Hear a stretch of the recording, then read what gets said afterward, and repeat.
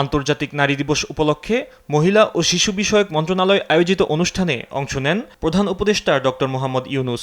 শনিবার সকালে ওসমানী স্মৃতি মিলনায়তনে আয়োজিত অনুষ্ঠানে শ্রেষ্ঠ ৫ অদম্য নারী ও বাংলাদেশ নারী ক্রিকেট দলের হাতে সম্মাননা পুরস্কার তুলে দেন তিনি। প্রধান অতিথির বক্তব্যে দেশে নারীর প্রতি সাম্প্রতিক সহিংসতায় গভীর উদ্বেগ জানান প্রধান উপদেষ্টা। বলেন, নতুন বাংলাদেশে নারী পুরুষের সম অধিকার প্রতিষ্ঠায় সরকার অঙ্গীকারাবদ্ধ।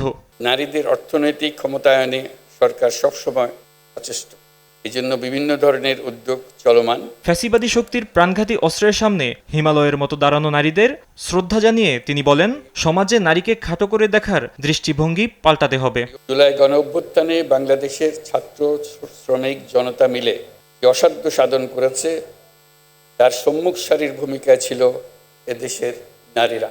ফ্যাসিবাদী শক্তির প্রাণঘাতী অস্ত্রের সামনে হিমালয়ের মতো দাঁড়িয়েছিল আমাদের মেয়েরা। আজকের দিনে স্মরণ করি সেই সব শহীদ নারীদের, যারা জুলাই গণঅভ্যুত্থানে সর্বোচ্চ আত্মত্যাগ করেছেন। দেশে নৈরাজ্য সৃষ্টি করতে পতিত স্বৈরাচার বিপুল পরিমাণ অর্থ বিনিয়োগ করছে বলেও মন্তব্য করেন প্রধান উপদেষ্টা। পতিত স্বৈরাচার দেশে নৈরাজ্য সৃষ্টি করতে বিপুল পরিমাণ অর্থ বিনিয়োগ করে যাচ্ছে।